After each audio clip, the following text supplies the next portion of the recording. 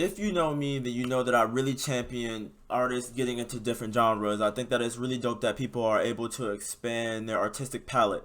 But this is a little bit different, and I think that it's really dope. So I really wanted to take this time to share this project with you guys. This is a Christian rap project. I don't know if y'all ever heard a Christian rap project. I'm not sure if I've heard a Christian rap project. So with that being said, let's get into today's video, man.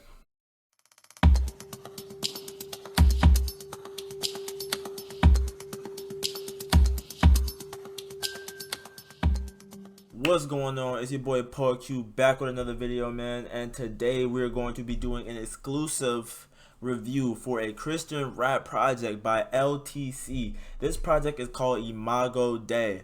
So I don't want to waste no time. I just want to explain who I am real quick. If you don't know me, my name is Poet Q. I do music reviews, I do interviews, I hold competitions.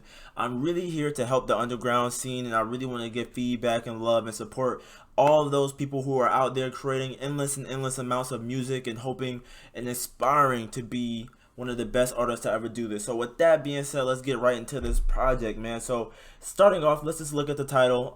Let's look at the cover art. Let's look at the how many songs and how long it is. It's seven songs, 23 minutes. That's never going to be bad to me, just because of the attention span that I think that the fans have today.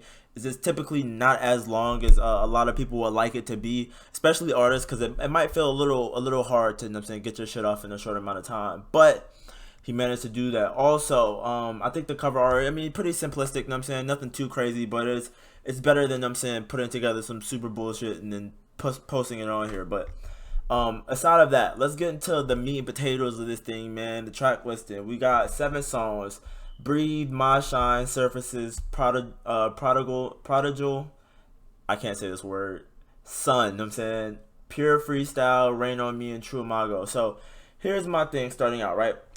We go into the first song, Breathe. I think on the outro, the pitch didn't really match the beat, but I think Wave 2 can kind of clear all of that up. But I think outside of that, I think that the chorus was super catchy. I think that, me personally, I think that one of the things that I noticed on this project, and I'm going to be talking about the track list and then like my in-between thoughts, but one of the things that I noticed about this project is that you can kind of see the artists who have potential and the artists who, you know what I'm saying, they just need to get a little bit more connected with their sound. And there's a lot of growth in that. There's a lot of growth to be had in that. So listen to this project. You can definitely see the potential that's going to come from just sharpening that blade and getting more into that sound, because I'm sure this is probably the first project that this artist has done revolving around Christian rap or just music in general. So I think that there's a lot of things to be overcame. But first and foremost, I think that it's important to say that the intro was pretty solid, man. I think that it was definitely a solid intro.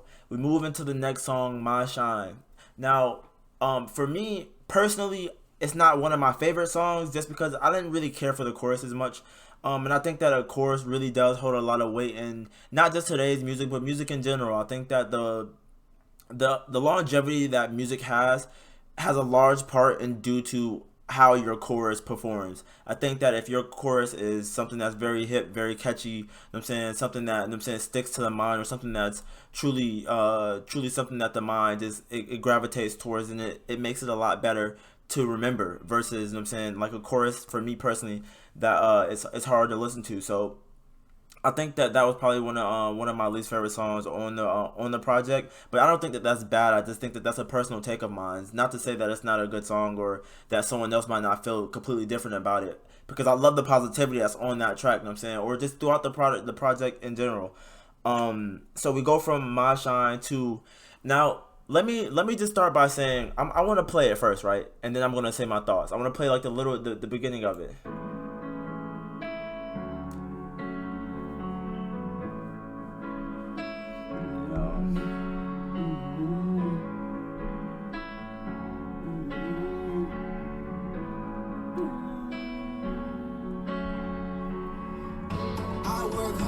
All right, so just kind of just let's remove the beginning of the song outside of that snippet that I played, right?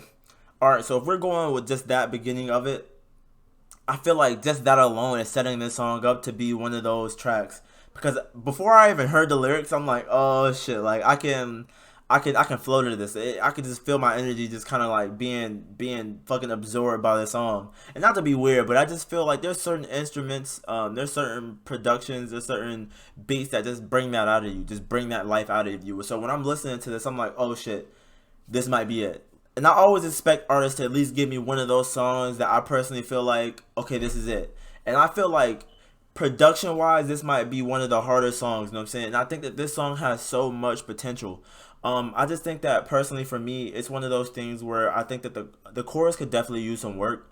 I think that with a beat like this, you should definitely focus more so just, and I'm not obviously trying to say what an artist should write or no shit like that. I just think that when I imagine that beat, I imagine just not so much as hard times, but just like I'm getting through life. You know what I'm saying? Like I'm making it. Like I'm gonna be fine. I'm just, you know what I'm saying, I'm parasailing. So just kind of just listening to this song, I think that it's a dope song. I think that it has a lot of potential for sure. This is probably one of my favorite songs off the project, if I'm being honest as well. But that takes me to the next song that I actually really liked off the project, and the next song on the track list, which is Prodigal Son. I'm probably slaying the fuck out that word, but it's alright. This song I feel like should have been named two different songs.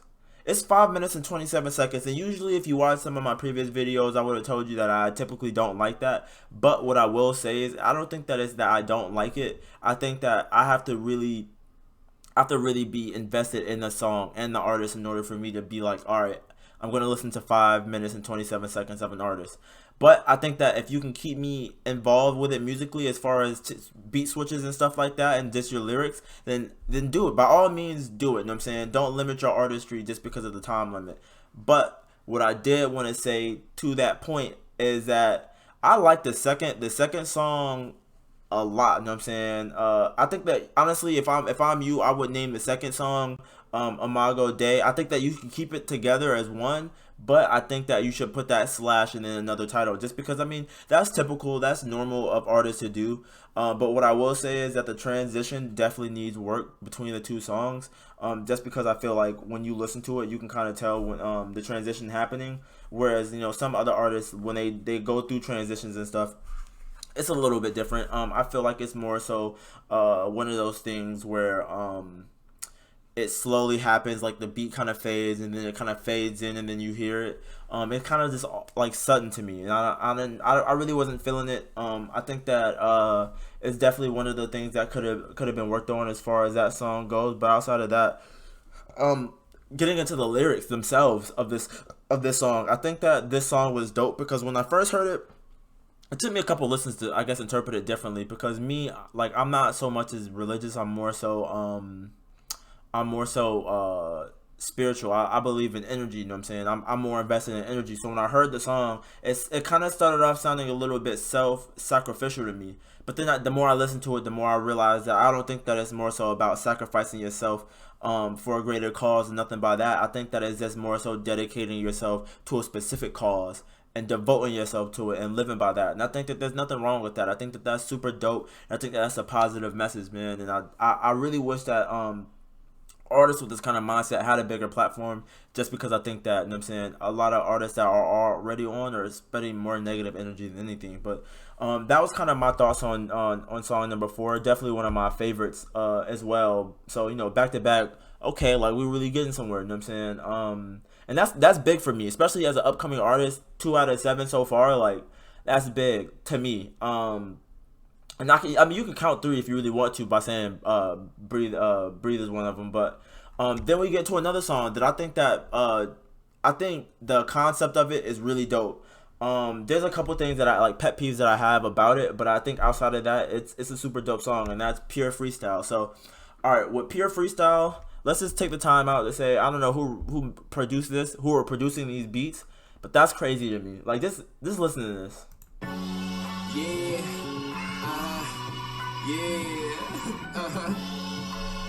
Let's go. Yeah. That's pure, man. That's pure, man. Let's go. This the most important story ever told. All right, but I think one of the bigger things that I wanted to say is that actually I can kind of show you what I mean. I can show you what I mean. For humankind's mind, truly tap into the world built by holy divines. It's a shell shot when the plan was devised. That's to bring grace to the worst of your line. I'm dedicating my life to the shine. I'm trying to give you something on the dime. That's crazy, man. I'll do whatever to make a change. Biting through all my pain, killing and holy shame. All right. Before that, but if you heard like in the midst of that last little part, you heard like there was like a splice. I'm saying, there's a bunch of like beat breaks that was layered inside of the beat, and that's my only issue. I do not like that at all. You know what I'm saying? That obviously, again, this is personal because I feel like there's gonna be some people who hear this and be like, this is pure fucking money. This is pure shot. You know what I'm saying? This is fire. Personally, for me, I do not like beat breaks like that. Like, it has, if you're doing it, you have, and when the beat pauses, you have to be saying a punch for me. You have to really be punching in. If you're not, it's gonna get lost on me. I'm not gonna lie, it's gonna get lost on me. The only other thing that I didn't like about that song was towards the end, when the beat completely faded out. Well, the beat wasn't there, and you were rapping, and then the beat came back on. You were still rapping, and it's like I felt like for a slight moment, for like a slight little minute, like it was like awkward, like I'm trying to regain like where the beat was, and I felt like that kind of like fucked the flow a little bit for me, just for a split time. But outside of that, I think that it was a real dope song. I think that it was a dope concept. I think you really pulled it together really well. I be struggling to talk sometimes. I think that you pulled it together really well. And then that kind of brings me to track number 6, which is Rain on Me. So all right, so getting into Rain on Me, for me personally, this sounded like it was really Kendrick influenced, not like To Pimp a Butterfly, Untitled Unmastered. I don't know if there was like I'm saying, same sample thing going on in there, but you can kind of hear like that thing that happens in all the Untitled Unmastered soundtracks. That little, it sounds like I don't know, like an auto-tune version of somebody getting hit with a fucking shell off Mario Kart or some shit. But yeah, you hear that through the back of it. So when I heard it, I initially thought like, okay, I might get something. And that might be my own fault for like building this expectation off of the beat alone. But I mean, again, you know what I'm saying, you got to be mindful of those things when you're producing a track, because if I hear something, of course my mind will immediately register if I've heard it before. And that was kind of one of my things. But outside of that, I think the song was again another one that just kind of really wasn't for me. I think that something that I did take away from it that was positive was you did like an auto tune singing towards the end, and I really fuck with that. Let me see. I think it was, I can't tell you what time. Oh, you did it at 1:47. I think that's when you did it. Don't get me wrong.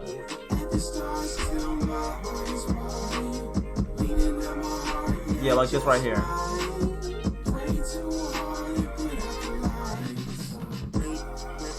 So like with that, like it's not typical. You know what I'm saying, I'm not gonna say it's not like normal, because I've heard artists do something like that esque, but I definitely think that is dope. You know what I'm saying, I definitely think that is dope. And then as far as the last song goes, which is True Imago, I think that personally for me, I think that it was a dope song. But one thing I will say, and this doesn't have to just be something that you subscribe to. I think that this is important for me to say to a bunch of artists that I feel have this issue, or a bunch of artists that I feel like it's not that they won't do it or they can't do it, or it might be like a piece of both. I feel like when you're singing, you can kind of hear you vocally stretching your vocal cords to try to like stretching your range almost. And I feel like if you can't, as an artist, like being realistic, if you as an artist can't hit a specific note, or you can't do something, like it's out of your artistic ability, not because you can't write it, not because you can't whatever, it's because you physically can't do it. Like I know that there's certain notes that I can't hit. So if you can't do that, then I think the best thing for you to do is bring somebody from the outside in, like bring in a different artist. You know what I'm saying? Like that's fine to sing that part for you. You know what I'm saying? And that was probably one of well, actually I'll say that for the end, but I think that was probably one of my only takeaways from that last song is if you get someone else to sing that outro, like for the chorus, I think that song would be really dope, because I think that the stretching of the vocal cords kind of take away from it, because you can hear like you trying to get real deep like in your voice to really bring it out. But I feel like it was kind of a disconnect for me personally. And that's kind of how I feel about the project Imago Day, man. I think that, I mean, if I'm going by my own logic and no one else's, I think we got what, at best 4 out of 7. You know what I'm saying, of the songs for me personally are the ones that I enjoyed. But outside of that, let's get into the overall takeaways, man. Alright, so it's that part of the video where I do my overall takeaways, man. I'm saying a new segment that I want to start doing because I think that is pretty dope. So my overall takeaways from the project is here are the standouts for me. I think that Breathe, Surfaces, I think Prodigal Son, and Pure Freestyle were really dope. Have replay value to me at least. You know what I'm saying? And then the positive takeaways are I think that your ear for production actually is a little bit underrated. I think that a lot of the beats on here were really tough beats, and not like some boom bap or super trap or nothing like that. I think that these are just generally good beats. Like, they are real selective, and I think that they all have their own way of being different, and they add different flavors to the project in total. I also think that you're really good with storytelling. I think that you should definitely work on it as far as this being able to really give a not a true story, but more so like in more detail diction. I think that's one of the biggest things, and that's what I'm gonna say as far as the polishing takes. So here are things that I feel like maybe as an artist I feel would help you transcend if you polished on. And this is my you should polish it segment. Working with other artists, that was something I mentioned in the video, but I think that it's important to say it here and now that you should definitely try to work with other artists as much as possible. I don't know how to explain it to you, but I think that working with other artists furthers your own artistic ability. If you can maneuver, like, get an artist to fit somewhere that people might not think that artist can fit, that speaks to your artistic mind. Like, that you can put a puzzle together that well, you know what I'm saying? And I think that speaks a lot of volumes, especially for doing things that you yourself may not be able to do. I think flow is something that needs to be worked on. There's certain parts in the project where I'm like, I mean, kinda not really. There's certain things that fell off. Penmanship, but I'm gonna always tell artists, never stop working on your penmanship. There's so many different exercises, and I know that sounds weird. We're just making music.